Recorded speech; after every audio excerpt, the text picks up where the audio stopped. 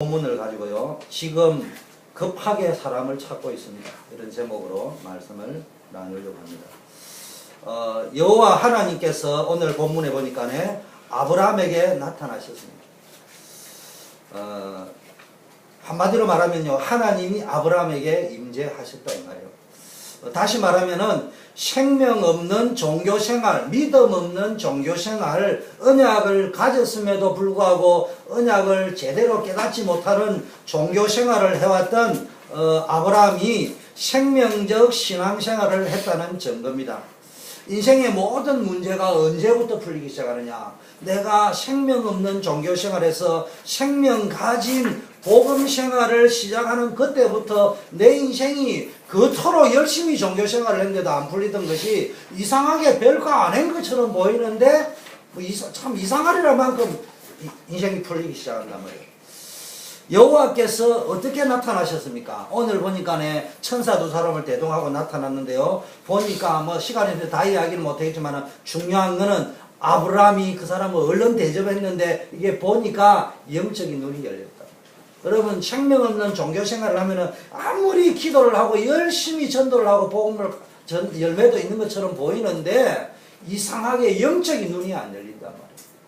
근데 정말로 복음 가지고 신앙생활을 하면요, 이제는 영적인 눈이 열려요. 우리 가정의 문제가 뭔지, 교회의 문제가 뭔지, 나의 문제가 뭔지가 보이기 시작한다 이 말이에요. 그래서 뭡니까? 우리도 영적인 눈이 열려야 되고요. 이때 이제 언약적 신앙생활을 시작하니까 뭡니까? 하나님께서 다시 나타나셔서 언약을 재확정시켜주고요. 재확인시켜 주십니다. 여호와께서 능치 못한 일이 있겠느냐? 하나님이 능치 못한 일이 있겠냐? 지금까지는 내 기준으로 살 적에는 이래서 안 되고 저래서 안 되고 미국이라서 안 되고 가난해서 안 되고 엄마가 어째서 안 되고 아버지가 어째서 안 되고 내가 뭐 이래서 안 되고 이것만 찾았는데 어느 날 내게 능력 주시는 자라 내가 모든 것을 할 수 있구나. 모세가 이거 못 깨달을지는 내가 어떻게 합니까? 이랬는데요. 하나님이 아시구나. 이거 깨달으니까요. 아, 내게 능력 주신 자라 내가 할 수 있구나. 엘리야가 어마어마한 역사를, 종교생활을 해도 어마어마한 역사를 일으킬 수 있다니까요. 그런데요, 그때는 나 죽여달라고 이야기했는데, 나밖에 없는데 아무도 도와주는 사람 없다고 했는데요, 언약을 회복하고 나니까 하나님이 하시면 가능하구나. 이 눈이 열려졌다는 말이에요. 그러면서 뭐가 확인되어지느냐? 언약, 내년 이맘때 내가 다시 와서 사라를 통해서 이삭을 줄 것이다. 언약을, 이미 준 언약을 다시 한번 재확정시키는데 우리 입장에서 볼 적에는요, 그 언약이 다시 확인되어진다. 다섯 번째는 뭡니까? 이때 뭘 가르쳐 줍니까? 하나님의 계획을 알려줍니다. 나의 하려는 것을 아브라함에게 숨기겠느냐? 종교생활 백날 해도요, 자기 동기, 자기 계획 붙잡지 하나님의 계획이 안 보인단 말이에요. 내가 그걸 하나님의 계획이라고 떠들고 다니는 거지 사실은 아닐 수도 있는데 하나님이 정확하게 감동을, 성령의 감동을 주면서 이게 하나님의 계획이구나, 이걸 알려줍니다. 그 계획 중에 하나가 뭡니까? 아브라함은 강대한 나라가 되고 천하 만민은 아브라함을 인하여 복을 받게 될 것이 아니냐. 옆에 분하고 인사합시다. 당신은 강한 나라가 되고 천하 만민은 당신을 인하여 복을 받게 될 것입니다.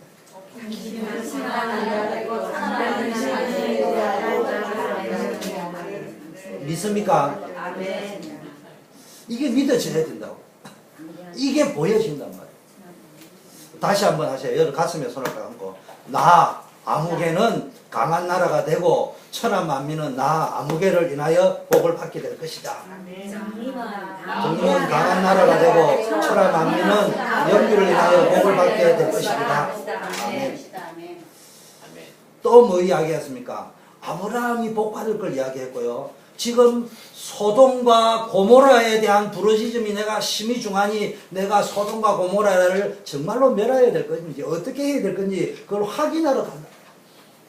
그건 뭡니까? 소돔과 고모라에 멸망할 수도 있다는 사실을, 현장의 위기를, 현장에 죽어가는 영혼들 그걸 바라보면서 그러니까 소돔을 향한 하나님의 계획을 알려주시고 이런 거를 발견해야 돼요. 축복의 계획, 심판의 계획 이런 걸 빨리빨리 보면서 축복의 시간표, 심판의 시간표 이걸 빨리빨리 눈치를 채야 된단 말이에요. 그게 이 복음 생활을 할 때 그렇단 말이에요. 언약적 생활을 할 때 그렇습니다.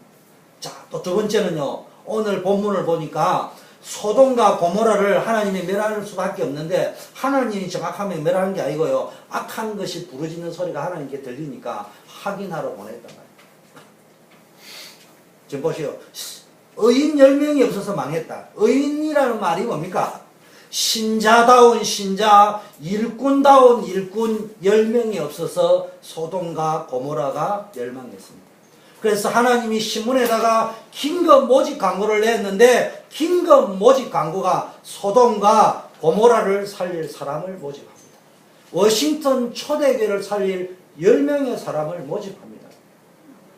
그 이야기를 했단 말이죠. 하나님을 믿는 자다운 신자 10명을 하나님이 워싱턴 초대교회를 살리기 위해서, 워싱턴을 살리기 위해서, 소돔과 고모라를 살리기 위해서 모집 광고를 냈다 이 말이에요. 지금 교회의 현실이 뭡니까? 교회의 문제가 뭡니까? 우리 교회 혹시 문제가 있다고 생각합니까? 문제가 뭡니까? 문제가 하나도 없어요. 그 문제 때문에 기도만 제대로 하면 더 큰 응답을 받을 수 있어요. 그래서 우리 교회 혹시 문제가 있다면 그거는 영적인 눈을 뜨고 보면요, 우리가 조금만 갱신하면 어마어마한 축복의 통로요, 부흥의 통로라니까. 그런데 진짜 문제가 뭡니까? 복음 가진 자다운 일꾼 10명이 없다 이 말이에요. 떠드는 사람도 있습니다. 훈수꾼도 있습니다. 구경꾼도 있습니다. 말꾼도 있습니다. 비방꾼도 있습니다. 그러나 진짜 일꾼 10명이 없기 때문에 하나님이 지금 사람을 찾고 있습니다. 우리 교회를 살릴 일꾼, 현장 살릴 일꾼, 렘넌트 살릴 일꾼, 소돔과 고모라와 같은 이거 미국 현장을 살릴 일꾼을 찾고 있단 말이에요. 롯의 문제가 뭡니까? 생명 없는 종교인의 상태다. 아브라함과 다른 것은 롯은요, 아무 생명도 없는 종교인의 상태. 육신적인 신자의 모습의 대표적인 케이스입니다. 여러분은 하나님께서 임재하시는 자리에 항상 있기를 축원합니다. 하나님이 나와 함께하는 자리. 여러분이 있는 자리가 하나님이 함께하는 자리가 될 줄 믿습니다. 두 번째는 어느 자리에 있느냐? 저와 여러분이 있는 자리가 언약 성취가 되어지는 자리에 있기를 힘쓰기를 축복합니다. 또 여러분이 있는 그 자리가 세상 살리는 일에 쓰임받는 자리가 되기를 기도합니다. 오늘 보니까 첫째 어떤 사람을 찾느냐? 믿음의 사람을 하나님은 찾고 계십니다. 오늘 하나님은 아브라함을 찾아오셨단 말이에요. 이 세상에는요, 하나님을 찾는 종교적인 성향을 가지고 하나님을 찾는 사람은 많지만 하나님께서 찾으시는 사람은 그렇게 많지 않다 이 말이에요. 지난주 강단 메시지를 가지고 다시 적용하면은 생명 없는 종교 생활을 하는 사람은 많아도 하나님이 분명히 항상 살아계셔서 나와 함께 하신다는 믿음을 가지고 복음의 비밀을 사실적으로 누리고 복음의 가치를 정확하게 인식하고 이 복음을 생명적으로 누리는 생명적 신앙생활을 하는 사람은 그렇게 많지 않다는 말이에요. 예수님께서 이런 말씀을 하셨어요. 내가 올 때, 인자가 올 때 세상에서 믿음을 보겠느냐 이렇게 말씀해요. 이 땅에 많은 사람들이 종교적인 마음과 열망을 가지고 자기의 욕망을 채우기 위하여 하나님을 찾는 자는 많이 있지만은 하나님의 뜻 안에서 하나님의 손을 가슴에 품고 하나님이 찾으시는 자, 하나님의 마음에 합한 자가 되기 위하여 자기의 신앙생활을 하고 있는 사람은 흔치 않다 이 말이에요. 하나님이 찾으시는 사람, 생명적 신앙생활을 하는 사람의 모델이 뭐요? 다윗이란 말이에요. 다윗은 성경에 보니까 안에 하나님의 마음에 합한 자다. 나의 마음에 합한 자다.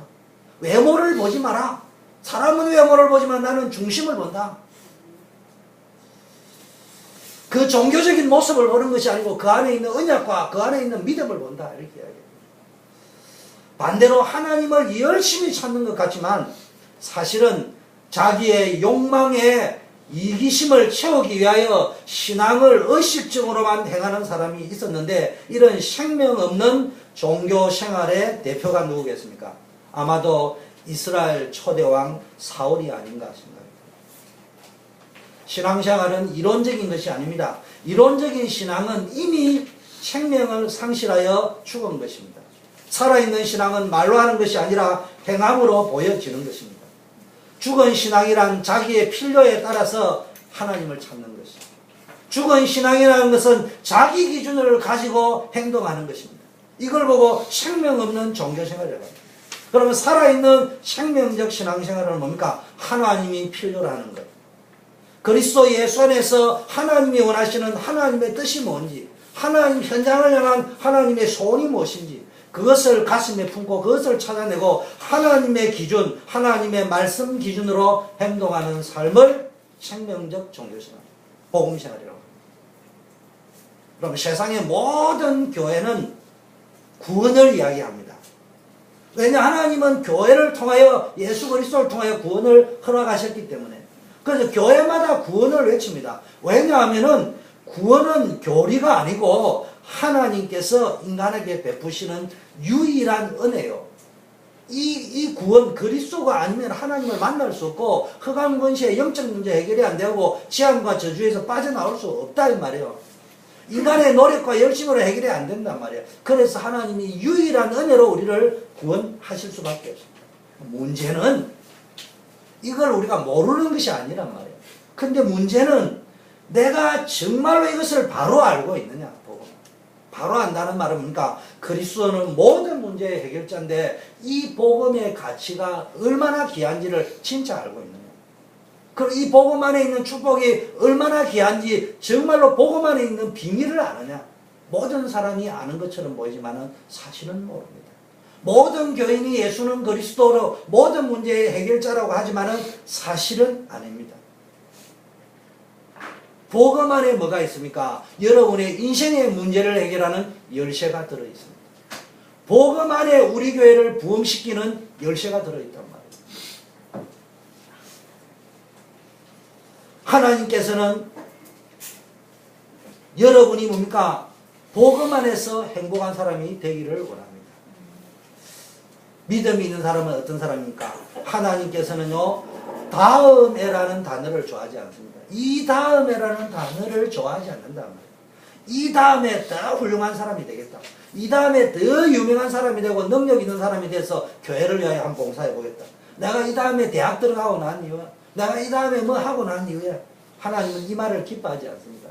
하나님께서는 지금 우리가 있는 그 자리에서 그 모습대로 그 능력, 그 형편 그걸 가지고 최선을 다하여 예배드리고 헌신 봉사할 때 기뻐하십니다.